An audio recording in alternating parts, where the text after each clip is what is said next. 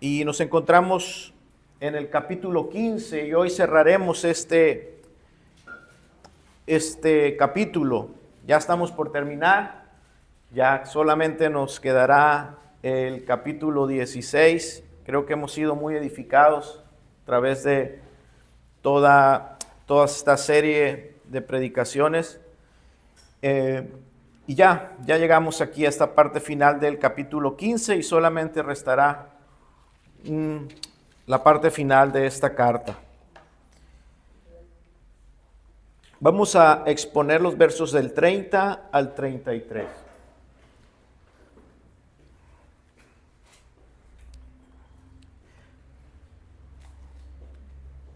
¿Alguna vez te has sentido débil, abrumado e incapaz de luchar tú solo la vida cristiana, esas luchas que los cristianos tenemos?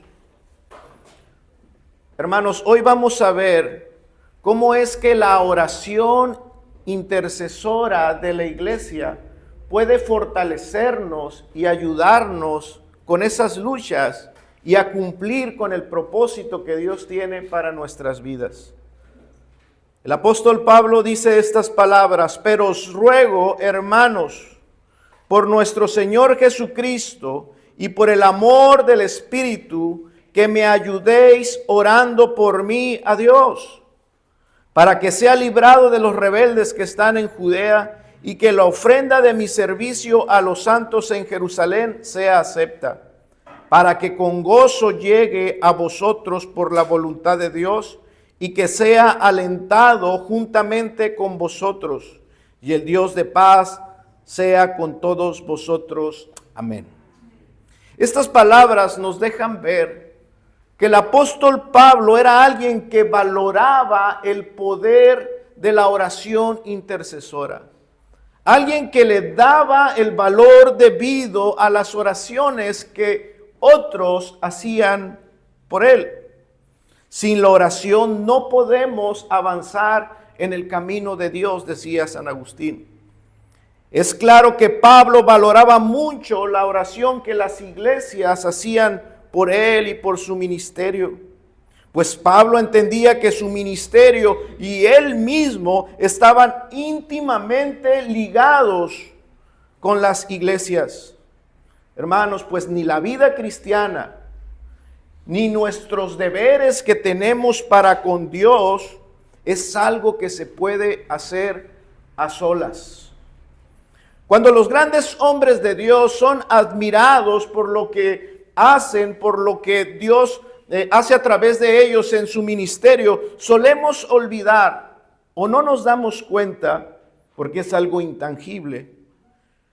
Solemos olvidar que detrás de ellos, detrás de esos ministerios, está una iglesia que ora.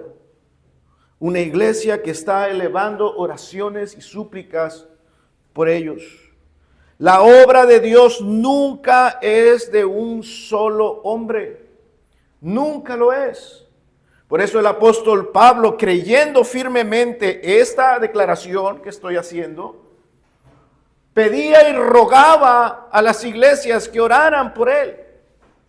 A la iglesia de Éfeso le dice en el capítulo 6, oren por mí, a fin de que al abrir mi boca me sea dada palabra para dar a conocer con denuedo el misterio del evangelio. A la iglesia de Colosas en el capítulo 4 les dice, oren también por nosotros para que el Señor nos abra puertas para la palabra, a fin de dar a conocer el misterio de Cristo. Oren para que pueda proclamar ese mensaje con la claridad que debo hacerlo. A la iglesia de Tesalónica le dice en la segunda carta, en el capítulo 3, por lo demás, hermanos, orad por nosotros, para que la palabra del Señor corra y para que seamos librados de hombres perversos y malvados. La oración intercesora puede fortalecernos y ayudarnos en nuestras luchas cristianas y en ese propósito, en esos deberes que tenemos como cristianos. Quiero hacer 3 consideraciones sobre la oración intercesora. La primera de ellos es que todos tenemos la necesidad de las oraciones de otros. ¿Has considerado esto? ¿Qué tan necesario es que otros conozcan tus necesidades y estén orando por tus necesidades? ¿Qué tanto valor atribuyes a esto que estoy diciendo? ¿Habías pensado en esto? El apóstol Pablo dice, os ruego, hermanos, que oren por mí. Y él usa la palabra, ayúdenme. Vea su texto, él dice, ayúdenme. Es una ayuda.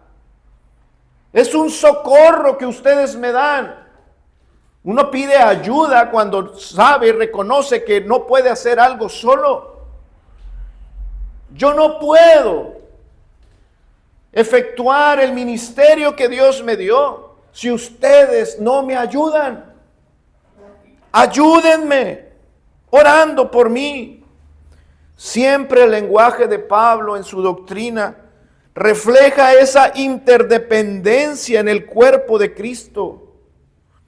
Y estas palabras que Pablo les dice a los romanos, os ruego, hermanos, que oren por mí, nos recuerdan una vez más que somos un cuerpo y que ningún miembro, por importante que parezca, es independiente.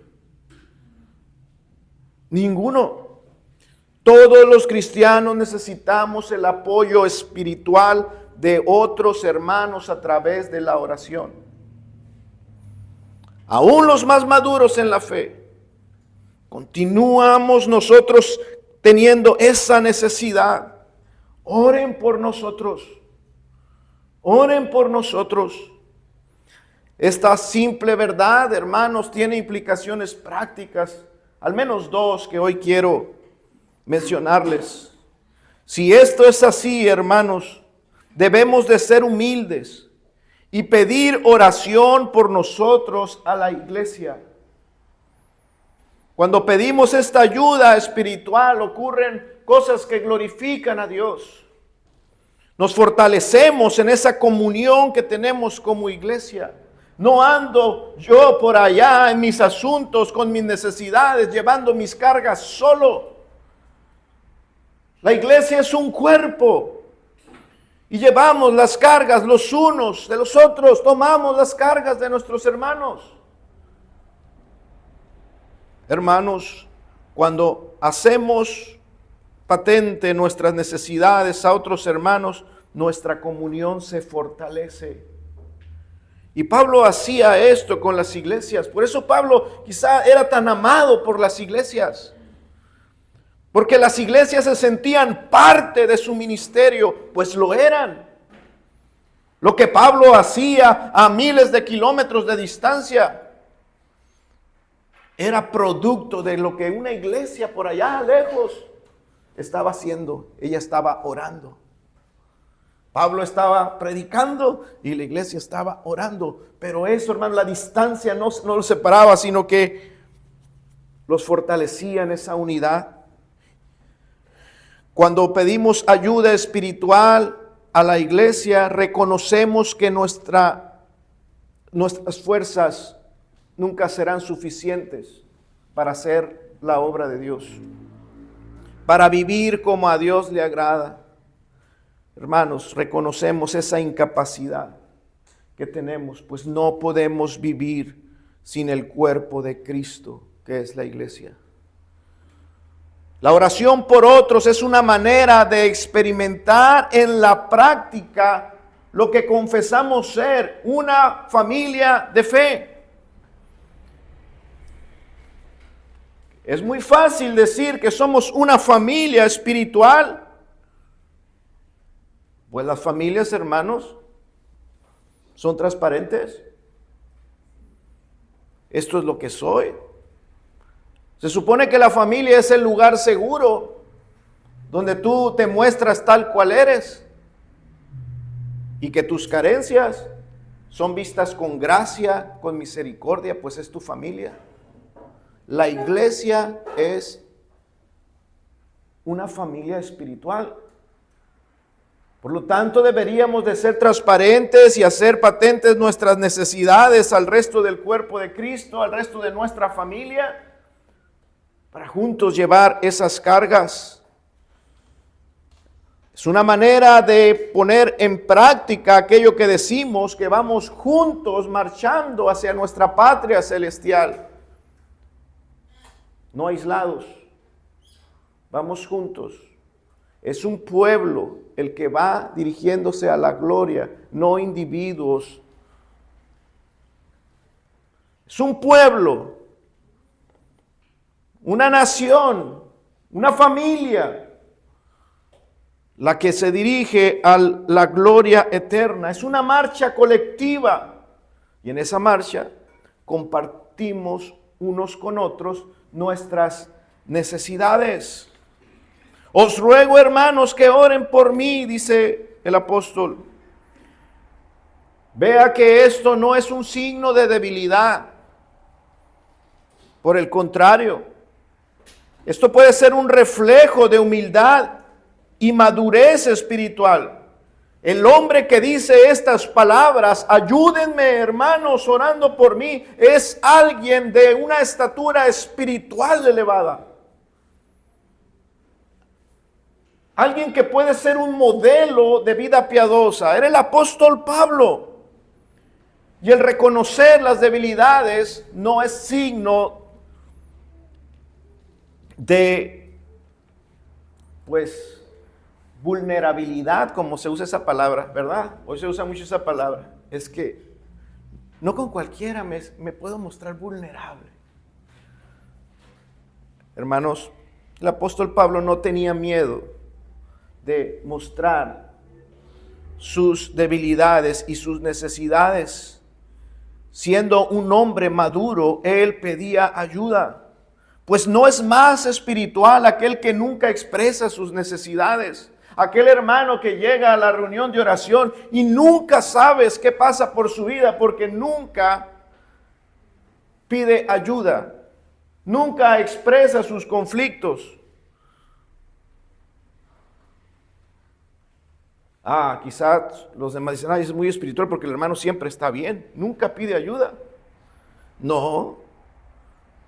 Aquel que aparenta o que cree que no tiene ninguna necesidad de que oren por él, ¿acaso será más espiritual que el escritor de esta carta? Por el contrario, esas actitudes pueden ser señales de inmadurez o de una dureza en su corazón. Señales que pueden estar presentes incluso en los pastores de las iglesias.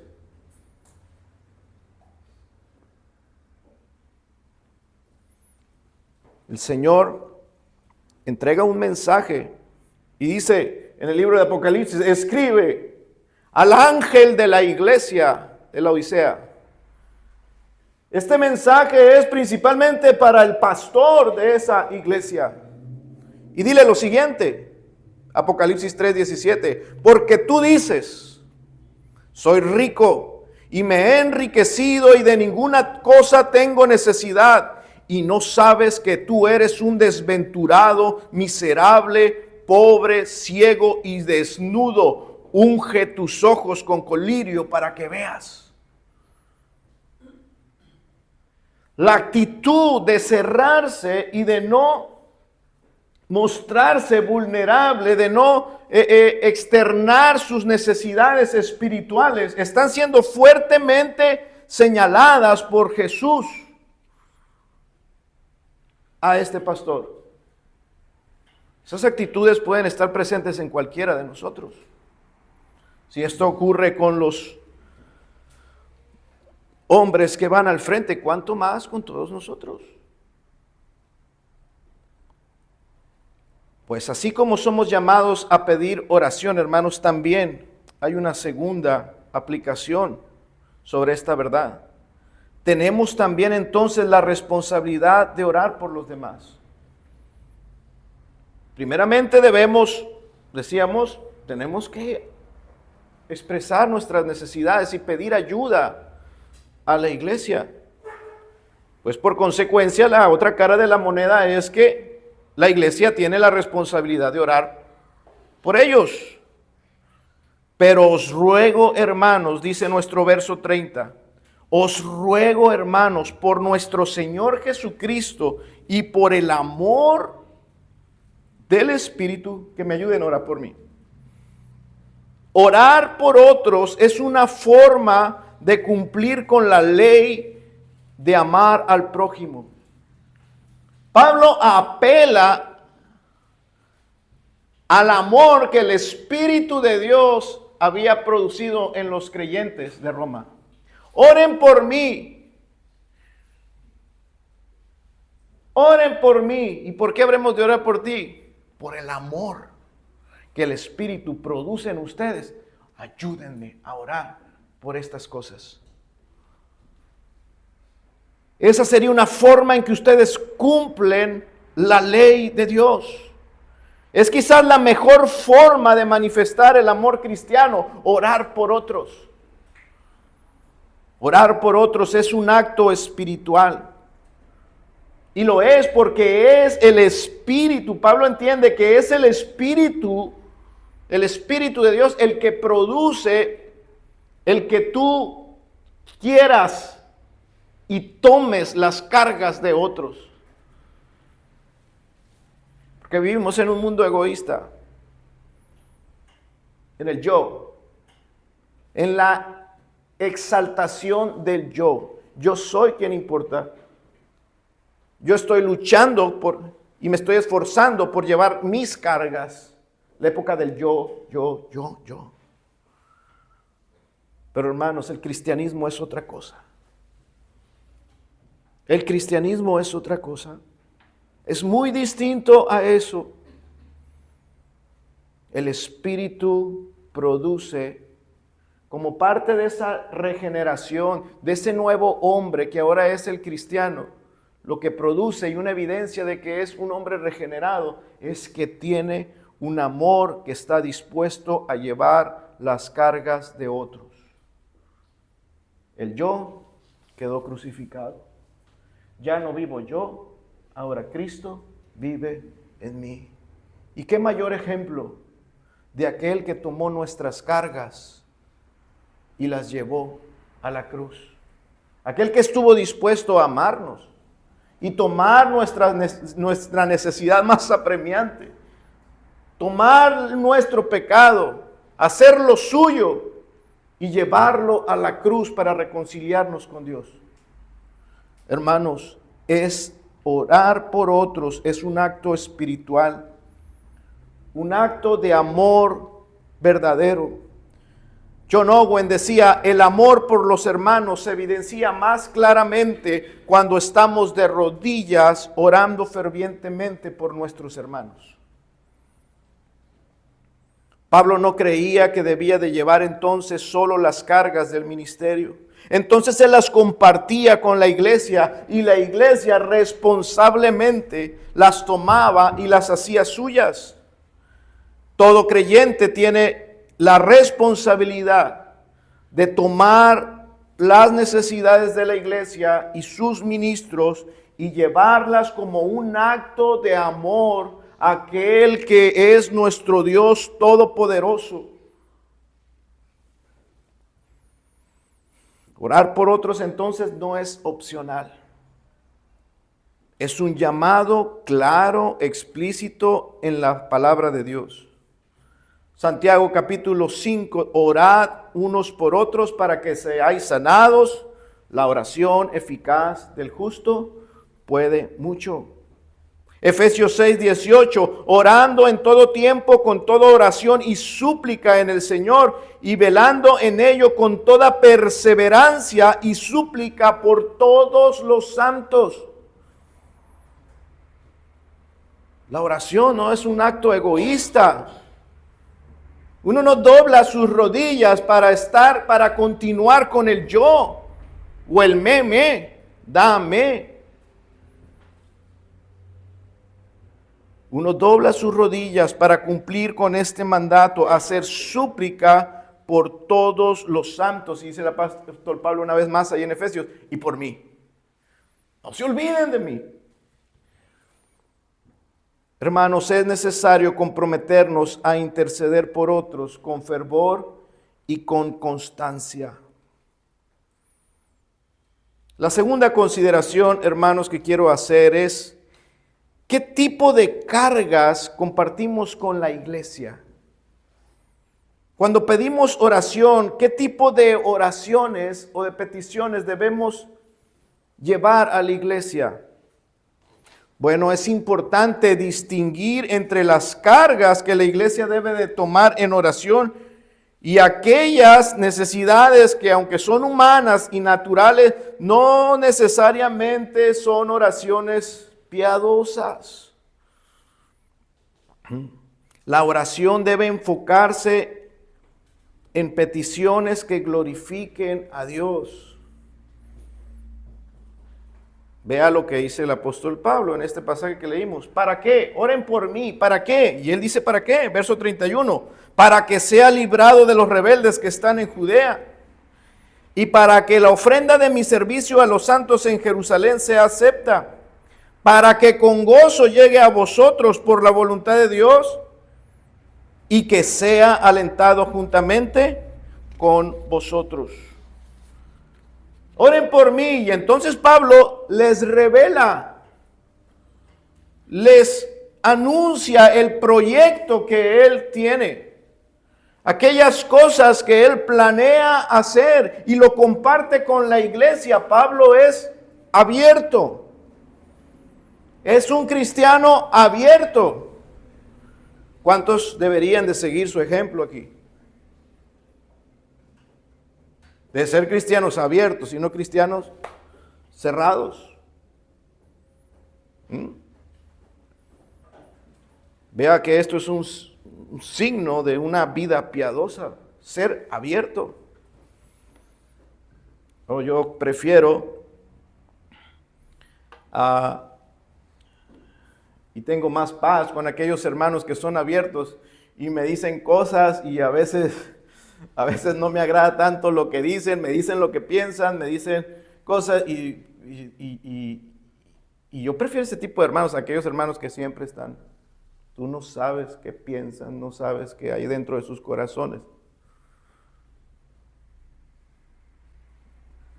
Ahí donde uno con esos hermanos, tú no sabes qué pasa.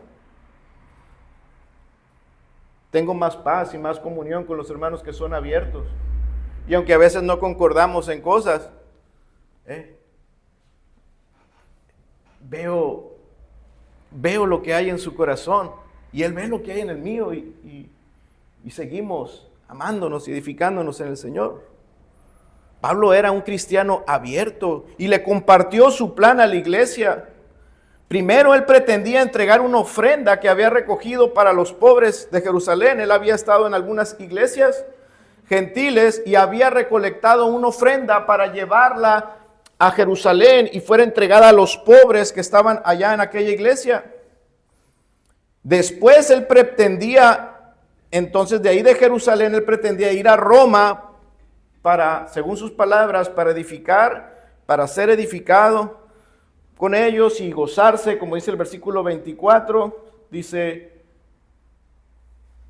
cuando vaya a España iré a vosotros, porque espero verlos al pasar y ser encaminado allá por vosotros, y una vez que haya gozado de un tiempo de estar ahí con ustedes. Ese era el plan: Jerusalén, llevar la ofrenda, después de ahí ir a Roma, estar un tiempo, y después ir a España en un plan misionero. Él comparte ese proyecto, ese plan, para que la iglesia orara por él y por estas cosas. Ahora, el plan tenía algunas dificultades, y Pablo ve esas dificultades y se las manifiesta a la iglesia. Él ve que para que se cumpla este plan tendrá que enfrentar, o podría haber oposición cuando él llegara al primer punto, que era Jerusalén. Pablo allí en Jerusalén enfrentaba una constante resistencia de un grupo de judíos que rechazaban su ministerio. Lo miraban como un traidor porque estaba predicando a Cristo. Y eso lo ponía en peligro de muerte. Cada vez que iba a Jerusalén lo ponía en peligro de muerte. Por eso pide oración por su seguridad en medio de los rebeldes, como él les llama. La segunda carga, preocupación que él tenía, hermanos, esta segunda carta que comparte Pablo era la posibilidad de que la ofrenda que él llevaba para dar a los pobres, a la iglesia pobre de Jerusalén, no fuera aceptada por la iglesia. Y uno se puede preguntar, ¿por qué no sería aceptada una ofrenda, una ayuda a los pobres? ¿Por qué la iglesia habría de rechazar esa ofrenda que él llevaba? Bueno, hermanos, esto era posible. Para ese entonces había aún todavía quienes se oponían a que el evangelio de Cristo fuera llevado más allá de los judíos. Todavía se encontraban dentro de la iglesia judíos que pensaban, sí, Cristo murió, pero murió por nosotros solamente, por los judíos. Y rechazaban y les costaba trabajo ver cómo el evangelio estaba llegando y Dios estaba salvando almas alrededor, en aquel mundo antiguo. Por lo tanto, el recibimiento de esa ofrenda que venía de las iglesias de los gentiles sería un gesto de aceptación de que los gentiles también eran iglesia de Cristo. ¿Sí me entiende? Si la iglesia de Jerusalén recibía esas ofrendas que venían de las iglesias de los gentiles, ellos estarían afirmando, ellos también son iglesia, son nuestros hermanos. Y Pablo miraba la posibilidad de que eso no ocurriera. Por eso él pide oración. Yo espero que cuando llegue a Jerusalén mi ofrenda sea aceptada. Eso me preocupa. Él tenía el deseo de ver cómo la iglesia estaba creciendo en su entendimiento del evangelio y que se estaba la iglesia fortaleciendo en la unidad. Pero había la posibilidad de que aún no fuera el tiempo de Dios y que esas personas todavía se opusieran a reconocer a aquellos hermanos que estaban fuera de Jerusalén.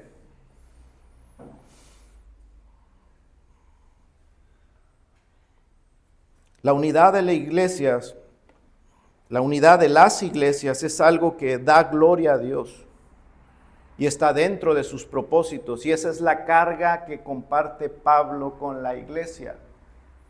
Es una carga importante. Es algo por lo que aún todavía nosotros debemos estar orando, para que las iglesias de Cristo crezcan en su unidad. El punto aquí, hermanos, que quiero enfatizar es que debemos de evitar trivializar la oración intercesora. ¿Qué clase de cosas debemos compartir para que la iglesia esté orando por ellos? Hermanos, primero veamos el enfoque negativo, no cualquier cosa. Las oraciones no deben enfocarse en necesidades banales o superficiales. Santiago dice, pedís, pero pedís mal. No reciben, porque piden mal, piden para sus propios deleites. No debemos de cargar a la iglesia con necesidades, hermanos, que no son necesidades. Hermanos, les pido por favor para que el Señor me ayude a que me acepten este nuevo crédito para renovar mi carro. Ya tengo 2 años con mi carro. Hermanos, y por favor, yo están por autorizármelo y no he podido dormir porque...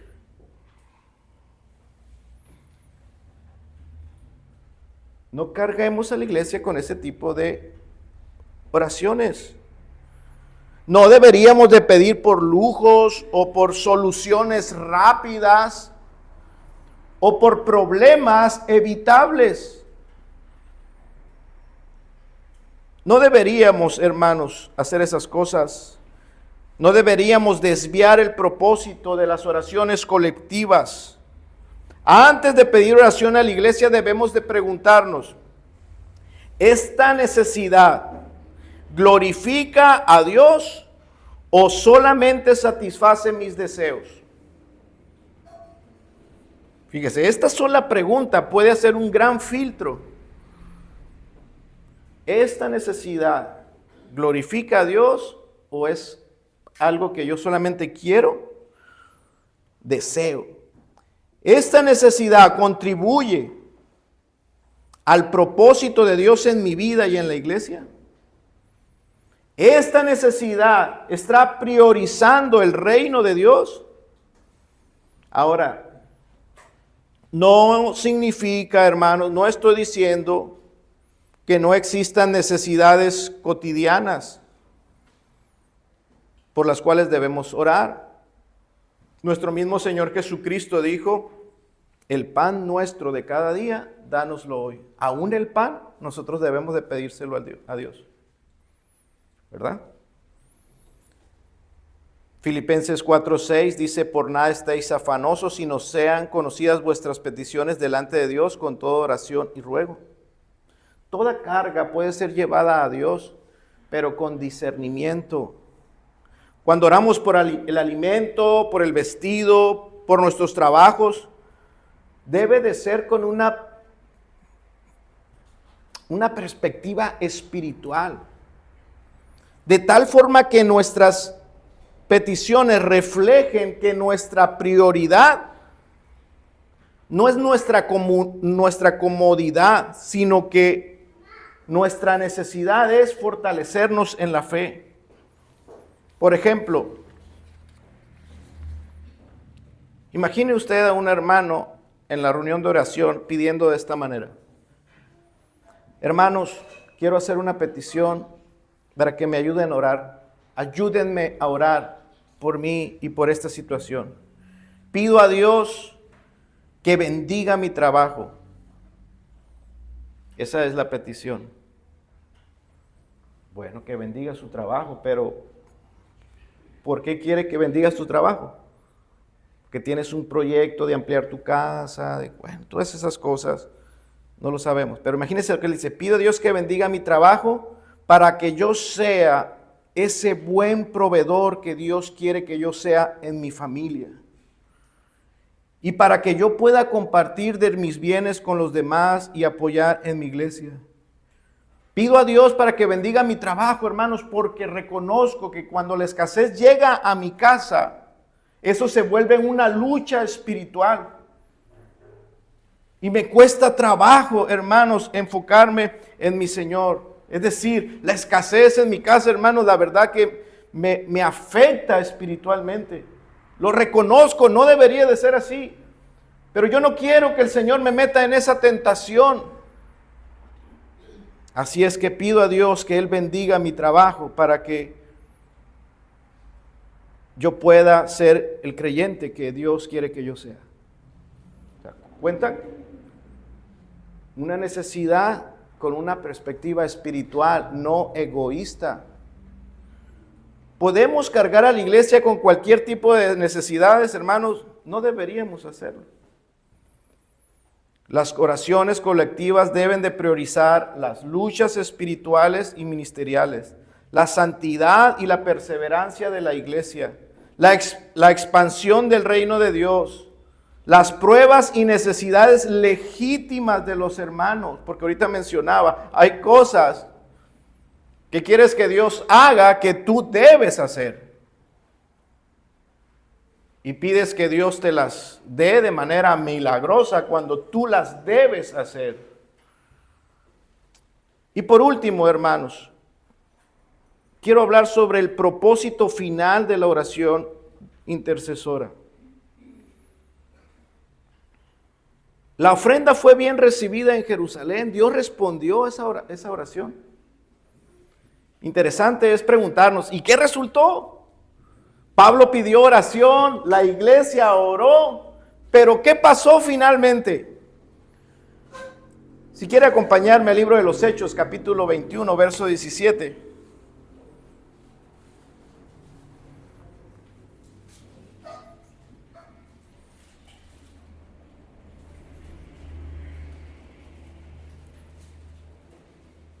Hechos capítulo 21, verso 17 dice, cuando llegamos a Jerusalén, aquí está el desarrollo. Cuando llegamos a Jerusalén, los hermanos nos recibieron con gozo. Y al día siguiente, Pablo entró con nosotros a ver a Jacobo.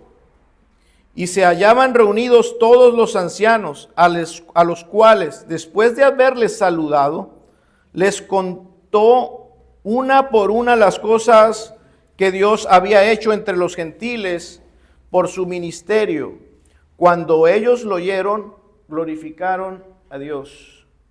Aunque aquí, hermanos, no se dice explícitamente qué pasó con la ofrenda, nos damos cuenta que Pablo les dijo de dónde venía y lo que Dios había hecho salvando a los creyentes allá con los gentiles, y la iglesia se gozó, se alegró. Esa actitud nos da a entender que la ofrenda fue recibida, fue aceptada. Dios respondió a la petición de Pablo de la manera, justamente de la manera que él deseaba. Dios escuchó y respondió así la oración de la iglesia. Ahora, segunda petición. Él pedía, oren para que la ofrenda sea bien recibida. Dios respondió. Ahora él pedía también para que cuando esté en Jerusalén sea librado de los rebeldes, de aquellos que querían apagar su ministerio. Ver al verso 27. ¿Fue librado de los rebeldes? Verso 27. Pero cuando estaban por cumplirse los 7 días, unos judíos de Asia, al verle en el templo, alborotaron a la multitud y le echaron mano. Pablo fue apresado. Evidentemente, Pablo no fue librado de ellos. Pablo fue apresado. Pero aún así, el propósito mayor se logró. El propósito mayor era que la ofrenda fuera recibida y que el amor y la unidad de la iglesia se fortalecieran con ese acto. Finalmente Dios hizo su voluntad, hermanos, incluso en medio de los conflictos y de los padecimientos de Pablo, Dios hizo su voluntad. Pablo fue apresado, pero la iglesia oró, pastor. Pero él era un hombre de Dios, pastor. Dios no lo escuchó. Dios hizo su voluntad. Dios respondió conforme a su sabiduría. Pablo llegó a Roma después de visitar Jerusalén. Ahorita lo veremos. Pero recuerde las palabras del apóstol Pablo cuando pedía ayuda. Ayúdenme a orar por mí, para que con gozo llegue a vosotros por la voluntad de Dios.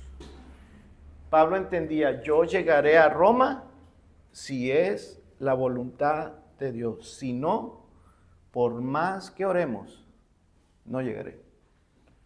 Si no es la voluntad de Dios, no llegaré a Roma.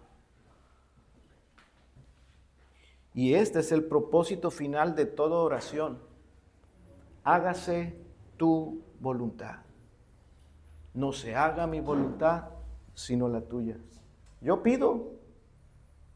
Yo creo que mis necesidades, que las peticiones son justas y piadosas. Yo pido, pero finalmente, tú, Dios soberano, vas a hacer tu santa y perfecta voluntad, conforme a tu sabiduría, porque tú eres el único y sabio Dios. Tú sabes cómo actúas. Así es que Pablo no esperaba resultados prácticos. No esperaba respuestas acorde a sus expectativas. Esperaba que Dios respondiera haciendo su voluntad. Pues la oración, hermanos, no es una varita mágica para que las cosas que deseamos ocurran. La oración no es hechicería.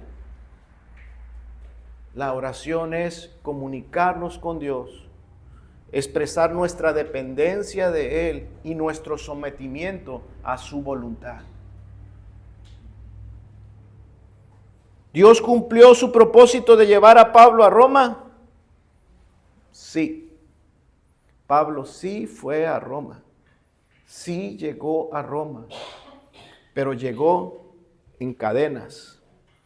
llegó con cadenas, llegó a través de haber pasado por juicios, llegó después de haber sufrido un naufragio. El barco donde iba preso naufragó en el mar. Todos iban a morir. Antes de llegar a Roma, Pablo pasó prisiones, juicios, naufragios, pero llegó a Roma.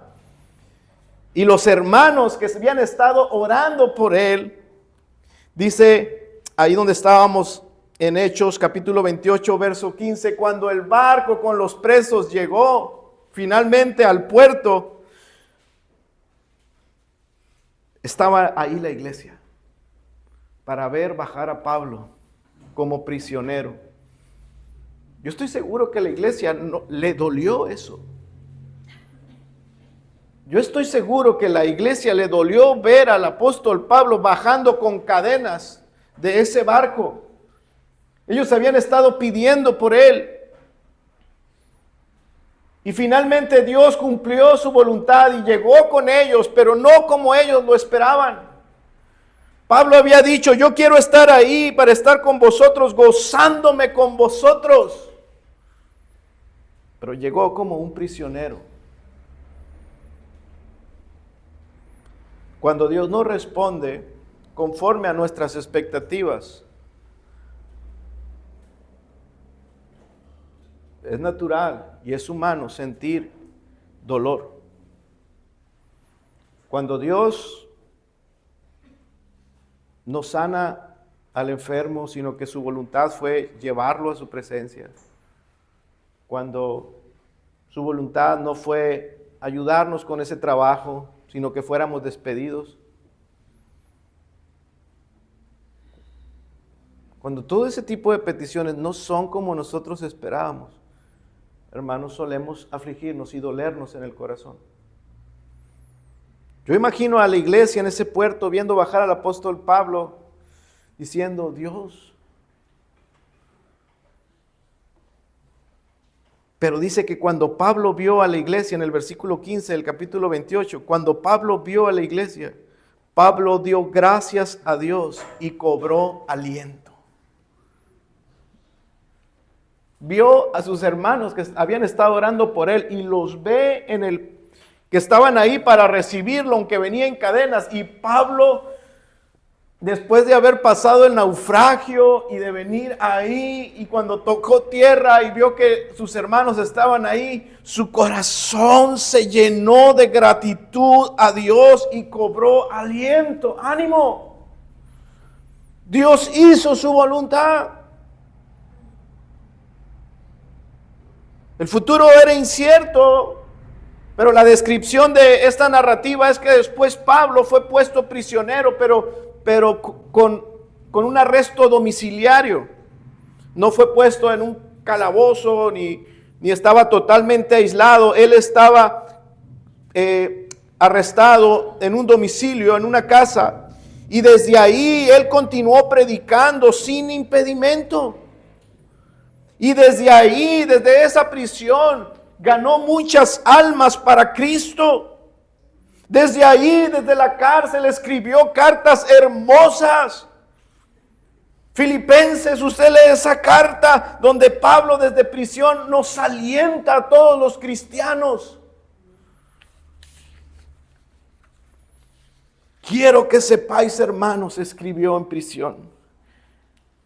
Quiero que sepáis, hermanos, que las cosas que me han sucedido han redundado más bien para el progreso del evangelio. Dios es sabio, Dios sabe lo que hace, Dios no se equivoca, Dios nunca se equivoca en lo que hace.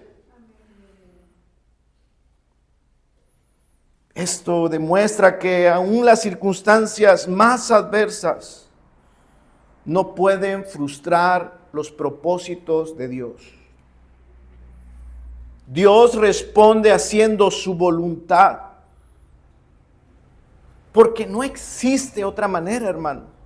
Dios no responde de ninguna otra manera. Dios siempre hace su voluntad. Dios, sí, es verdad, sus maneras de responder a veces son muy misteriosas para nosotros y no entendemos. Pero el testimonio de la palabra, de la vida cristiana, de aquellos que ya llevamos años y hemos experimentado las providencias de Dios, sabemos que Dios transforma las adversidades en bendiciones. Dios tiene ese poder. Dios responde de formas que a veces la iglesia no entiende. A veces no entendemos sus respuestas, pero debemos permanecer en la fe de que todas las cosas que ocurren, sean buenas o malas, cosas que nos satisfacen o cosas que nos duelen mucho, todas las cosas siempre se están alineando al propósito de Dios. Aunque no lo entiendas, ese es el Dios de la Escritura. Ese es el Dios de la Escritura. Y así es nuestra relación con el Dios verdadero. Dios no es un Dios que complace nuestros caprichos y que le podemos decir a Él qué hacer. ¿Quieres la dicha, la paz, la felicidad? Ríndete a Él y confía en su voluntad. Entonces, hermanos, la oración intercesora, hemos dicho, no es algo opcional. Orar por otros no es algo opcional. La oración por otros, orar unos por otros, es una muestra de nuestra dependencia de Dios y es una expresión de nuestro amor hacia el prójimo. Oremos, hermanos, unos por otros. Y no solamente por nuestras necesidades, sino también para que el reino de Dios avance. Oremos por la unidad de la iglesia. Nunca subestimes el poder de un hermano que dobla sus rodillas para orar por ti. Nunca tengas en poca cosa que alguien te diga, hermano, está orando por ti. Es lo mejor que alguien te puede dar. Espero, hermanos, que estén persuadidos de estas verdades y que juntos podamos decir con más frecuencia, les ruego, hermanos, por nuestro Señor Jesucristo y por el amor que el Espíritu produce en ustedes, que me ayudéis orando por mí. Gracias, iglesia. Gracias porque yo sé que ustedes oran por mí. Gracias porque yo sé que detrás de cada cosa que puedo hacer para el Señor hay un respaldo de oración. Que toda la gloria sea dada por Él. Para Él todo sea para mi Dios. Gracias, hermanos. Les animo, les aliento que seamos cristianos transparentes, abiertos, para fomentar la unidad en la iglesia y el avance del reino. Es necesario que su pueblo sea así. Que marche a una, juntos. Y aquí es necesario, hermanos, mucho del apoyo espiritual y la oración que ustedes hacen a Dios. Oremos.